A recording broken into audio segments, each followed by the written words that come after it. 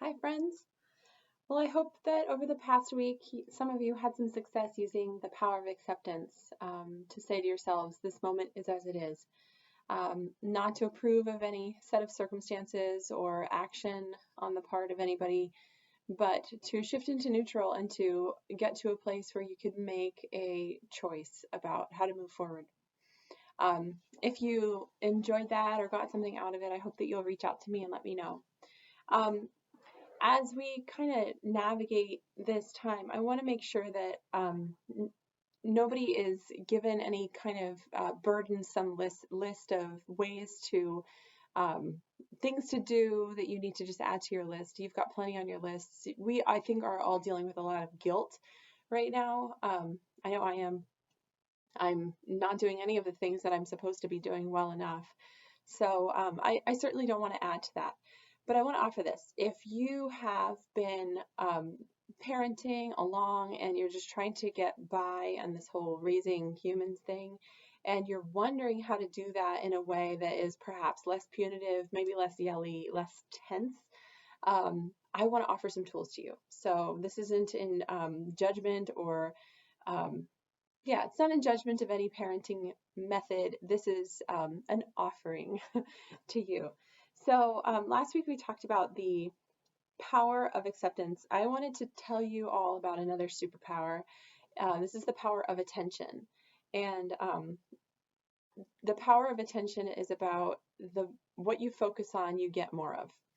Um, this sort of fits in this vein of like the power of positive thinking kind of stuff, like focusing on and spending time in something that you want more of.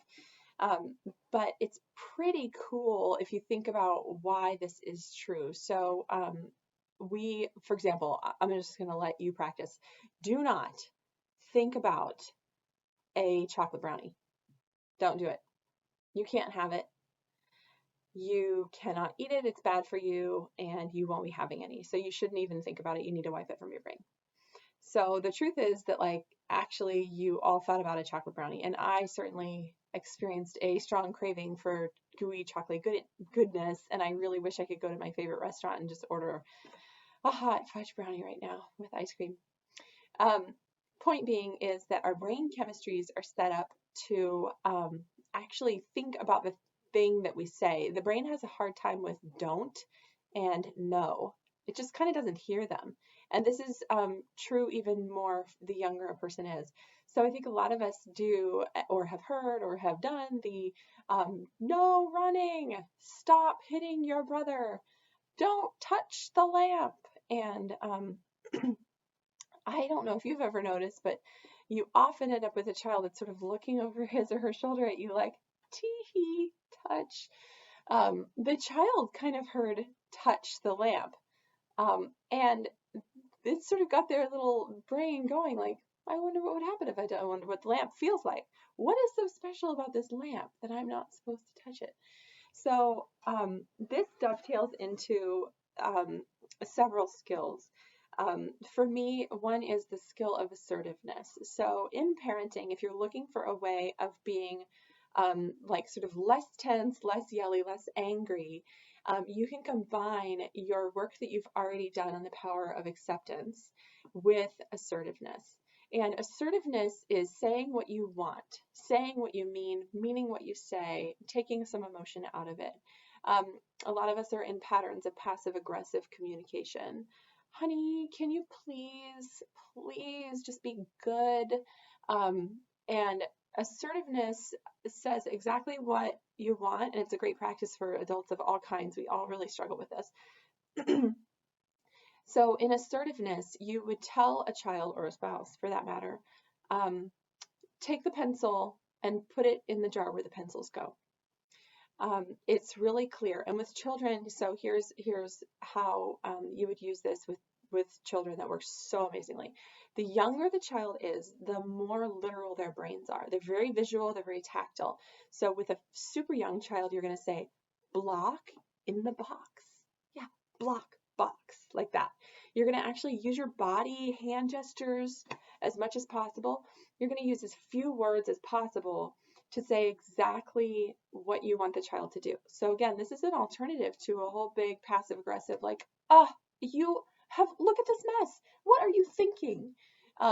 This is a message that feels a lot more like an attack, to say those kinds of words. It's also way too many words for a child that's very young to understand. So when you are dealing with a young child, especially, I'm talking about a toddler here, you're going to use few words, very, very tactile and literal, just very specifically what you want to have happen, and let go of what you do not want to have happen. So one of the things that I find to be true is usually when we're upset, we are focused on what we do not want. So pivot, think about what do I want, and communicate that clearly. So a lot of times we're trying to get our children to stop, you fill in the blank. I just want my daughter to stop whining. I just need my son to stop hitting his sister. And so what I'm suggesting is it's actually a lot more effective to ask yourself, what do I want? What do I want my daughter to do instead of whining? And then give her that skill. And we also make this false assumption that that child already has that skill when in fact she might not. So for example, she's whining about, let's say her brother took something from her. Um, and she's whining about it and throwing a fit. So my job is actually to teach. So I'm going to give her the skill that I would prefer she use instead of whining. I would say, you wanted that and you were having a turn and you didn't like it when he took it. You say, it's still my turn, don't take it. So now I'm actually empowering her to do conflict resolution, which is like amazing, since how many adults do you really know that do actual, not passive aggressive, but assertive conflict resolution? So I'm using assertiveness to tell her what I want, and I'm showing her how to be assertive to get what she needs. And I just want to point out that it is super crazy that grown-ups throw passive aggressive tantrums all the time and then expect their children not to. So just, guilty, by the way, like this is for me too. So that's the skill of assertiveness. It's the power of attention. Focus, put your attention on what you want. What do you want to have happen in this moment? And then assertively, clearly say what you want. Try to avoid questions when they're not really questions. Like this. Little Joey, are you ready to go? Okay, is it really a choice? Because if not, then you're setting yourself up for a little bit of a misunderstanding there. Don't ask questions when it's not really a question. If it is time to go, simply say, Joey, it's time to go. Next skill that I want to offer you that will also help with that kind of a situation, which you all know, I'm just going to remind you, is choices. So again, I'm going to use assertiveness and say, Joey, it is time to go. Now, would you like to put on your shoes first, or do you want to put them on in the car? Now, again, the younger the child, the fewer the words. So with a very young child, like a 3-year-old, I might say, Joey, time to go. Shoes on now or in the car? And again, I'm going to use my hands. I'm going to point at the shoes. I might point at his feet. So choices, the things that are important about choices. The younger the child, the fewer the choices. So also consider that your 8-year-old may be in a very young state of mind. I know this happens for certain people in my house quite often. If your 8-year-old is feeling more like a 3-year-old, then that 8-year-old really can only handle 2 choices. So consider that. But older children can generally, and especially if they're in a high state of mind, can handle more choices. Don't give false choices. If your intent is actually to punish, like, for example, look, you can either do your chores now or no video games. So this is a different skill. That's actually imposing consequences. That's not a choices skill. And consequences come as kind of a last resort after you've exhausted all other skills. So remember to give true choices, not false choices. And fewer words and fewer choices as the child is young. A child that is upset and throwing a fit will be less and less ready. They may be saying, life is too out of control for me. I can't handle choices. You know that feeling when you go into Starbucks? Do you remember going into Starbucks, you guys? Oh, I miss it. Remember that feeling when you went into Starbucks and it was just like you couldn't even remember a single word to say because there were too many choices? So this happens to our children too. So they may be sending you some signals that are saying, narrow my choices for me. I can't handle this.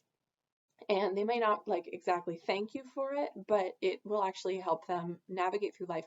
Every time your child chooses a choice successfully, makes a choice successfully, this is super empowering for them and builds them their self-esteem and their ability to be a decisive and assertive human as they grow up. So you're giving a gift to the whole wide world. So um, yeah, with those, I hope that you take some time to practice your assertive voice. If you have any questions to me about how to use assertiveness instead of aggression or passive aggression or passivity, I can clarify those to anybody that has questions. And also choices, if you have any questions about how and when to use choices. But um, I'm thinking you guys probably already know these skills, and I just wanted to encourage you and remind you and help you dig up some stuff from your toolbox and remind you again to try and get out of that reptilian brain and into your brilliance, because these tools exist in your frontal lobe. It will be really hard to roll out choices if you're actually breathing fire and seeing red. So that is always, always step one. So take that deep breath, hug yourself.